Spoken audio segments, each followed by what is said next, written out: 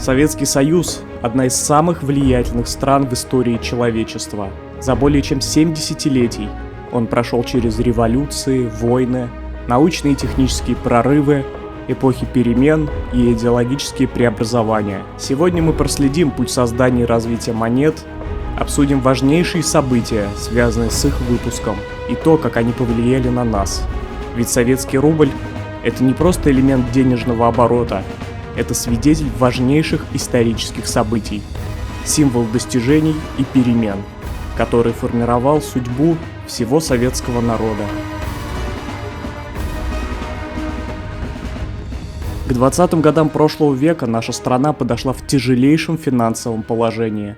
Такого многообразия монет, банкнот, марок и билетов наша страна еще никогда не видела. Денежное обращение времен Гражданской войны насчитывает более 2000 различных видов денежных знаков.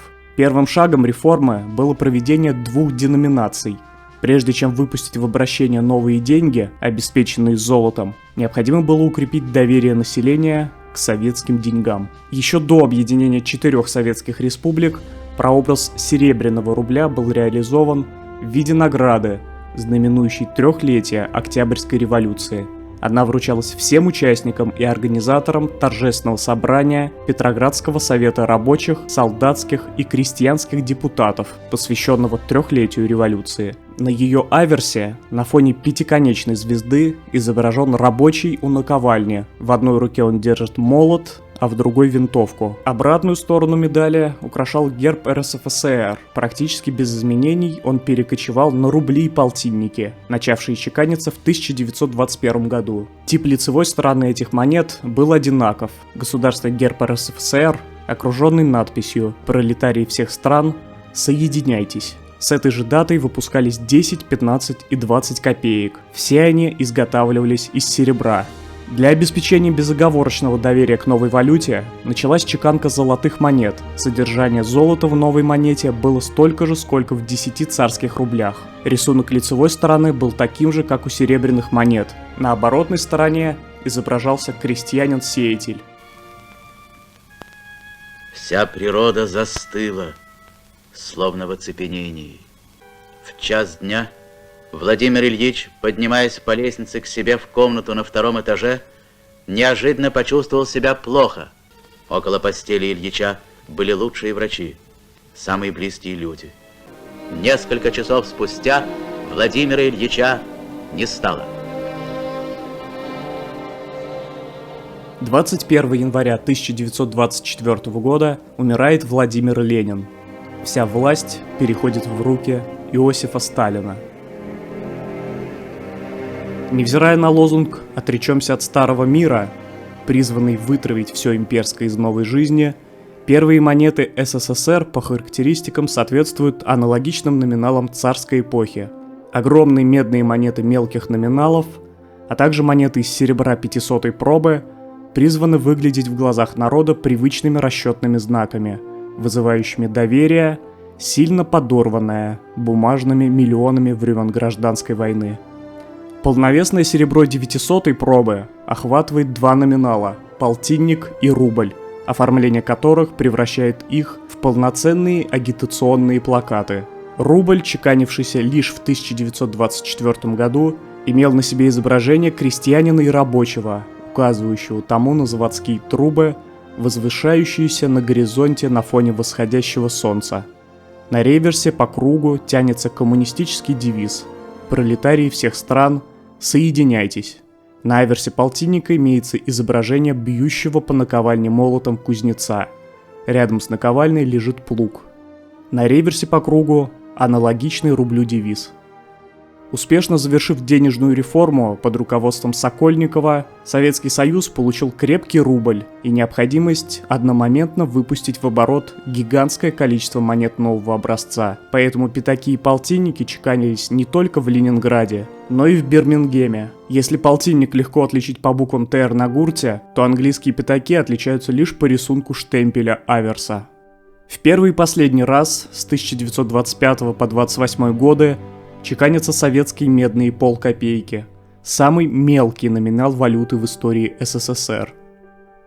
В связи с тем, что монетное производство поглощало много меди, необходимой для промышленных нужд, было принято решение о прекращении выпуска медной монеты. С 1926 года монетный двор начал чеканку монет 1, 2, 3 и 5 копеек из алюминиевой бронзы, повторяющей внешний вид прежних медных номиналов. Однако эти монеты резко теряют в размерах. Кроме того, устанавливается твердое соотношение веса монеты и ее номинала, которое будет соблюдено вплоть до последнего года существования СССР. Здесь же происходит отказ от серебра. В разные годы чеканятся пробные полтинники из меди и бронзы. В 1927 выпуск полтинников из серебра был прекращен в целях экономии драгоценных металлов. Они являются одной из самых известных и распространенных серебряных монет периода СССР. Предлагаю вам взять несколько журналов в пользу детей Германии. По полтиннику штука. Не возьму. Но почему вы отказываетесь? Не хочу. Вы не сочувствуете детям Германии? Сочувствую. А, полтинника жалко. Нет. Так почему же? Не хочу. Рубль и полтинник в следующий раз окажутся в руках советских граждан лишь спустя полвека, в 1961 году. Только одна сила могла победить вековую отсталость. Сила новых заводов – индустриализация. 30-е годы становятся для Союза десятилетием бурного развития индустриализации. Официальной задачей индустриализации было превращение СССР из преимущественно аграрного государства в ведущее индустриальное. Как эта задача не трудна, как она не нова, не завтра, а в несколько лет все мы вместе решим эту задачу. Из России неповской будет Россия социалистическая. Ленин. В результате индустриализации ускорилась урбанизация, были созданы десятки новых городов: Магнитогорск, Новокузнецк, Комсомольск-на-Амуре, Электросталь. В Горьком был построен первый в Союзе крупный автозавод.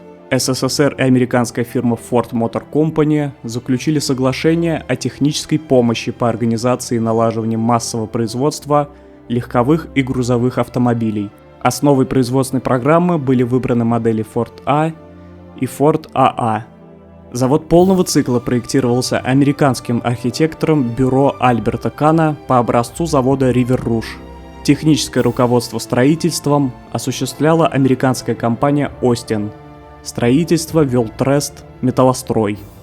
К концу 1929 года карточная система была распространена почти на все производственные товары, но дефицит на пайковые товары по-прежнему оставался, и для их покупки приходилось выстаивать огромные очереди. В дальнейшем уровень жизни начал улучшаться.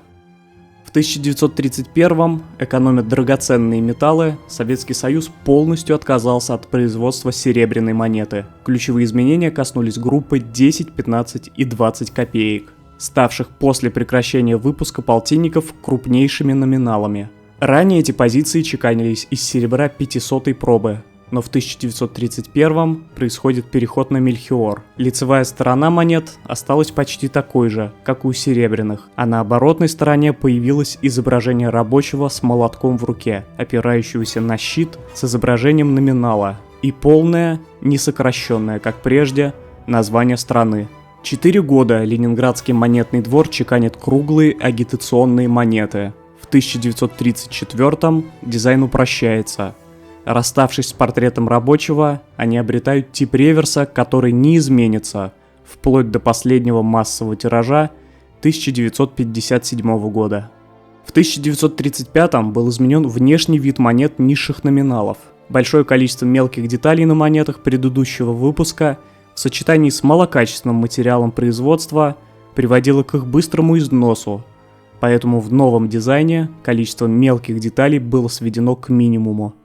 Кроме обычных монет, Ленинградский монетный двор также чеканит монеты такого же достоинства для Тувы. После монгольской революции Тува вступила под протекторат России под названием Уренхайский край в составе Енисейской губернии с передачей ведения в Туве политических и дипломатических дел иркутскому генерал-губернатору. Окончательно она вошла в состав РСФСР 14 октября 1944 года. С 1937 вместо 7 лент на гербе Союза красуются 11, центральный из которых вместо узкой связующей роли обретает качество главного витка. Именно на ней теперь мы видим исчезнувший после 1934 года лозунг о единстве пролетариев. Число республик растет, но монеты остаются с прежним гербом, так как начавшаяся война препятствует каким-либо новшествам в монетном деле. Внимание! Говорит Москва! 22 июня 1941 года на рассвете около 4 часов утра немецкие войска вероломно вторглись в пределы Советского Союза. В теплое летнее воскресенье, когда, казалось бы, ничто не предвещало беды, вражеская авиация начала бомбить мирно спящие Брест, Гродно, Каунас, Луцк и Киев, а сухопутные соединения стремительно продвигались вглубь страны. Перед руководством СССР стала важная задача – сохранить промышленный потенциал страны. К началу 1942 года было эвакуировано свыше 2500 заводов и предприятий. Перевозились зерно, сельхозтехника, множество научных институтов, музейные и культурные ценности. Не сдавалась врагу и финансовая система. В тяжелейших условиях люди продолжали жить, трудиться, получать зарплату, оплачивать товары в магазинах и на рынках. За время наступления нацисты захватили или уничтожили множество отделений Госбанка, которые не успели эвакуироваться или попали в окружение. Война требовала денег, в несколько раз увеличились расходы на оборонную промышленность. Из-за острой нехватки денег государству пришлось в несколько раз повысить налоги. Устанавливались новые виды налогообложения, такие, к примеру, как налоги с холостяков, бездетных или малосемейных граждан. Единый и могучий поднялся народ-богатырь на священную борьбу с лютым врагом. Славные потомки Мининых и Пожарских отдают отчизне все свои силы, все свои средства. Все для фронта, все для победы. В августе 1941 года была приостановлена работа Ленинградского монетного двора, а уже в начале осени город оказался в блокаде. Оборудование перевезли в город Краснокамск Пермской области и установили на бумажной фабрике Госзнака, которая начала изготавливать ордена и чеканить монеты. В тот момент производство испытывало острый недостаток металла технического назначения. Монеты чеканили старыми, изношенными штемпелями, которые требовали постоянного ремонта. К тому же не хватало кадров, так как многие специалисты сражались на фронте. Это не могло не сказаться на качестве продукции. Смещенная центровка, следы грубых доработок, отсутствие гурта на некоторых монетах – все это словно напоминание, отпечаток того сурового времени. По профессии я учитель. С начала войны командовал батареей. Бил москатов. Жаль, что мало. Сотников меня зовут. Борис Андреевич. У меня есть отец, мать, родина. Большинство выпущенных в 1941 году монет отчеканено в первом полугодии. После эвакуации монетного двора на Урал выпуск продолжался, однако монеты чеканились с небольшими тиражами. К примеру, если до войны тираж 10 копеек исчислялся миллионами экземпляров, то в 1942-м гривенников выпущено всего лишь несколько сотен тысяч. Сейчас они высоко ценятся у коллекционеров. Под ударами наших войск потерпела крушение сильнейшая оборона немцев, которую они сами расценивали как неприступный и неодолимый Северный вал. Зимой 1944 года советские войска освободили Ленинград от блокады, и монетный двор вернулся на прежнее место. Уже в июне 1944-го предприятие выпускает первую партию монет в количестве 98 миллионов штук.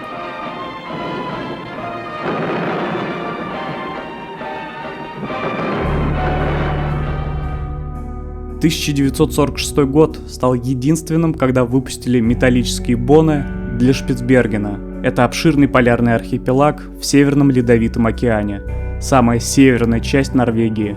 На нем с начала 20 века Советский Союз добывает сельдь и другие полезные ископаемые. Как известно, архипелаг находится под суверенитетом Норвегии. Международные соглашения гарантируют нашей стране право заниматься здесь хозяйственной и научной деятельностью. Самый крупный советский поселок на Шпицбергене – Баренцбург, расположенный за 78-й параллелью. Летом с Большой Земли прибывает новая смена горняков. К ним присоединяются участники научных экспедиций, геологи, глициологи, археологи. Для внутренней торговли советским рабочим нужна была собственная валюта.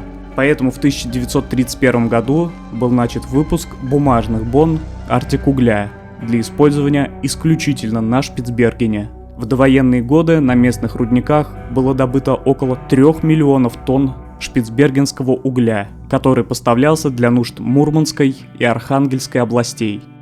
В 1941 в связи с началом войны добыча угля была приостановлена, а жители советских поселков были эвакуированы. В 1943-м часть построек рудников была повреждена артиллерийским огнем с германских кораблей.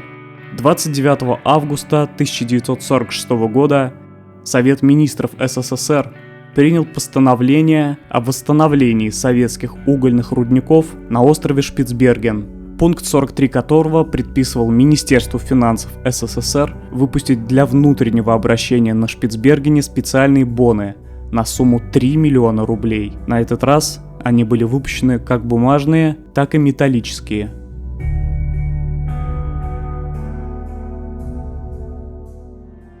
Согласно оценкам, материальные потери СССР в Великой Отечественной войне составили около 30% довоенного национального богатства страны. Было разрушено 1710 городов, более 70 тысяч сел и деревень, 32 тысячи промышленных предприятий, около 100 тысяч колхозов и совхозов. Советская экономика была восстановлена уже к 50-м годам. Этому способствовал героический труд мирного населения. В этот период также активно происходило и развитие науки. Был осуществлен прорыв в некоторых областях, например, знаменитый атомный прорыв, создание атомной бомбы под руководством Берии и Курчатова. В радиусе до 1,5 километров от центра поля под воздействием ударной волны вышли из строя и не могут быть восстановлены самолеты всех типов. В целом, те отрасли, которые были каким-то образом связаны с военной промышленностью, например, авиастроение, производство ракет, пусковых установок, автомобилей и тому подобное, после войны развивались достаточно хорошо. Гигантские проблемы были в нашем сельском хозяйстве. Его восстановление в послевоенный период – процесс крайне сложный. Это было связано и с тем, что большое количество скота было убито или съедено, и тем, что мужчины не хотели возвращаться в село. С 1947 года начинается попытка улучшения сельского хозяйства с помощью науки и научного прогресса. Так, вокруг полей создаются лесозащитные полосы, которые должны были оборонять посевы от ветров и холода. Проводилось принудительное лесо- и травосеяние с целью укрепления почвы. Денежная реформа 1947 года должна была наполнить кассы и кошельки монетами с соответствующей датой, на аверсе которых было бы уже 16 лент. Но тираж, за исключением демонстрационных вариантов, был полностью уничтожен, а в обращении продолжили использоваться старые монеты. Реформа была направлена на изъятие огромного количества денежной массы, которая появилась у населения СССР во время Великой Отечественной войны, с целью подготовки к отмене карточек и введения свободной продажи потребительских товаров. Во время войны печатный станок, как и вся страна, работал без устали. Если к началу войны в обороте находилось 18 миллиардов рублей, то в 1946 их было уже 74. Существовал сильный разрыв между количеством денег и товарооборотом. Причем большая часть денег была не у рабочих и колхозников, а у спекулянтов. Денежная реформа была проведена в форме деноминации и конфискации. Одновременно с реформой была отменена карточная система снабжения продовольственными и промышленными товарами. В ходе реформы обмен наличных бумажных денег проводился в течение 1 недели. По истечении срока обмена старые банкноты утратили свою силу. Реформа привела к значительному уменьшению денежной массы в экономике, а также серьезно ударила по уровню потребления советских людей. Подобные конфискации и реформы проводились почти во всей послевоенной Европе. В Нидерландах, например, похожая реформа 1945 года сократила денежную массу с 5,5 миллиардов до 1,5 миллиардов гульденов. В годы правления Никиты Сергеевича Хрущева, называемый «оттепель», жизнь в СССР била ключом: освоение космоса и целины, сближение с капиталистическими странами, ослабление цензуры, строительство индивидуального жилья, развитие литературы, кинематографа, живописи, кукурузная программа, стиляги и свержение культа личности Сталина. Всплеск активности не обошел стороной и действующую денежную систему. В 1958 году появился первый в СССР автомат по продаже газированной воды АТ-26 «Харьков». Автоматы быстрыми темпами захватили торговые площади, вокзалы и улицы. В Москве в те годы существовал уникальный магазин «Прогресс», где отсутствовали продавцы, а аппараты выдавали расширенный ассортимент продуктов. Дипломная продвигается. Так полным ходом. Кажется, удалось поднять эффективность несущего винта. Очень хочу к товарищу Челомею. Автоматы стали привычной деталью городского пейзажа, их очень часто можно было увидеть на фотографиях той эпохи. Даже модели Dior, посетившие Москву в 1959-м, не обошли стороной визитную карточку Союза. Оформившийся новый стандарт аверса и реверса воплощается в тираже 1958 года, также уничтоженном из-за решения правительства передвинуть реформу на 1961. В мае 60-го вышло постановление Совета министров СССР номер 470 об изменении масштаба цен и замене ныне обращающихся денег новыми деньгами, в котором уже фигурировала дата 1 января 1961 года. Граждане, храните деньги в сберегательной кассе, если, конечно, они у вас есть. Население, еще не оправившееся от потрясений 47-го, в панике начало сметать товары из магазинов, а количество вкладов в Сбербанке резко возросло. С 1 января в нашей стране вошли в обращение новые деньги. В Советском Союзе действуют 1000 обменных пунктов. Обмен производится без ограничений из расчета 10 рублей старых денег на рубль новых. Соответственно, изменены и цены. Обмен старых денег на новые начался 2 января 1961 года и продолжался 3 месяца. За это время наличные деньги обменивались по курсу 10 к 1. Цены, заработные платы, пенсии, стипендии, вклады и другие платежные обязательства перерасчитали в том же соотношении. Население еще долго, по старой памяти, переводило цены на старые деньги. Обмен не затронул монеты достоинством в 1, 2 и 3 копейки. Поэтому те, кто старательно бросал монеты в копилку, остались в явном выигрыше. Говорят, что некоторые пытались на этом даже заработать, путем обмена бумажных рублей на монеты. Сколько там примерно? А что значит примерно? Это ведь вам не песок и не щебенка. Это ведь деньги, люди добрые. А деньги, как известно, счет любят. Сдурел ты, папаша? Давай на глаз разойдемся, на глади не останешься. Будем считать. Кроме того, монетный ряд расширился номиналом 50 копеек и 1 рубль. Следующие 3 десятилетия считаются периодом спокойствия и стабильности, что выражается в консерватизме дизайна монетных знаков, изменения в котором ловятся лишь по мелким деталям. Монеты этого образца наиболее долгое время были в обороте. Формально они оставались законными платежными средствами вплоть до конца 1998 года. Все смелые эксперименты осуществлялись с юбилейными монетами, первый из которых стал рубль 1965 года, 20 лет Победы. Впервые со времен Российской империи у нас в стране появились монеты такого типа. Они изготавливались большими тиражами и попадали в свободное обращение. Великая Октябрьская революция переформатировала историю не только нашего государства, она возвела масштабные социальные перемены во всех странах мира. Разумеется, в СССР полувековой юбилей этой даты решили отметить очень широко. В серию юбилейных монет вошли номиналы от 1 рубля до 10 копеек.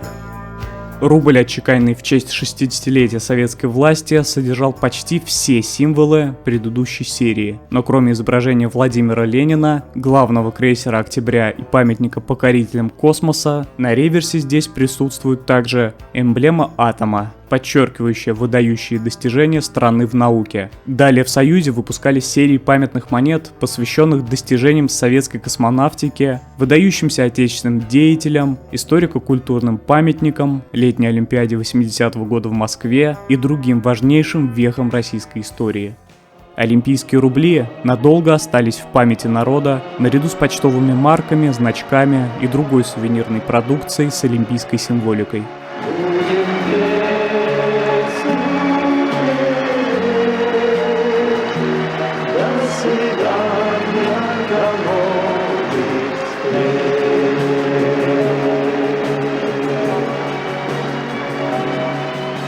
Постепенно к рублевому номиналу добавились юбилейные монеты с достоинством в 3 и 5 рублей. Полная серия памятных советских монет из недрагоценных металлов насчитывает 68 экземпляров. К Московской Олимпиаде в надежде на зарубежных туристов возобновляется выпуск золотых червонцев и начинается чеканка коллекционных монет из драгоценных металлов. Новодельный червонец по образцу монеты 1923 года выпускался с 1975 по 1982 годы. В 1988 году была выпущена уникальная монета токен. Она имела два номинала – рубль и доллар, и была сделана из металла баллистических ракет М-12 в честь подписания договора о ликвидации ракет средней и меньшей дальности с США. Сегодня в Кремле Андрей Андреевич Громыко принял известного американского сенатора, члена комиссии по иностранным делам Сената США Джозефа Байдена. Беседа была посвящена в основном предстоящей ратификации советско-американского договора о ликвидации ракет средней и меньшей дальности. Монеты разоружения были подарены Рональду Рейгану и Михаилу Горбачеву, мэрам Хиросимы и Нагасаки, подвергшимся атомным бомбардировкам 1945 года, 38-му президенту США Джеральду Форду и другим политикам. К концу существования Союза, кроме золота, серебра и платины, коллекционные монеты чеканятся и из палладия. В 91-м на монетах появляется обозначение монетного двора в виде букв М и Л. Обсудив ситуацию, сложившуюся после Минских и Алматинских договоренностей, союзные депутаты решили проводить последний путь СССР по всем правовым нормам. Сегодня с утра пораньше депутатам недвусмысленно дали понять, чтобы они побыстрее закруглялись. Со здания союзного парламента сняли таблички с золотыми буквами, а из зала заседаний убрали государственный флаг СССР. Последний год существования СССР был богат на события разного плана, в том числе и нумизматические. После Павловской реформы, исключившей из оборота банкноты 50 и 100 рублей, образца 61 года, происходит обновление дизайна казначейских и банковских билетов. К сожалению, тех услуг, которых ждали вставшие еще с ночи в очередь люди, в основном пенсионеры, они не получили. Мы простояли здесь с утра до 12:30, и нам сказали, что уходите, никаких распоряжений не было. В новом монетном ряду самый мелкий теперь гривенник. Пару ему достается заметно меньший полтинник. На этом копеечные номиналы заканчиваются. Рубль также поскромнел в размерах. На помощь ему приходит уже не юбилейная пятерка. Но главным событием становится выпуск монеты 10-рублевого достоинства. Это первый отечественный представитель биметалла. Основная масса новых 10-рублевок выпущена на Ленинградском монетном дворе. Биметаллическими сделали еще две пятерки с изображением животных, получившие начало знаменитой серии «Красная книга». В оборот они уже не попали, как и серия из больших юбилейных рублей, посвященных Олимпийским играм в Барселоне. В планах реформаторов не значился вывод копеек из оборота. Каждый из монетных дворов создает свою концепцию копеек нового образца. Передовики производства из Ленинграда успешно заканчивают плановый год и начинают чеканку биметалла с датой 1992. Но крушение Советского Союза, не дожившего до 92-го, ставит итоговую черту под выпуском монет СССР. 70-летний социалистический период, в который уместилась чеканка монет советского государства, является интереснейшими страницами, рассказывающими о знаковых событиях страны и ее монетном производстве. Теперь он имеет начало и конец, что позволяет составить полную коллекцию монет, знаменующую удивительный и ни на что не похожий кусок жизни нашего Отечества, причудливо вклинивающийся между эпохой царского капитализма и капитализма современной федеративной республики.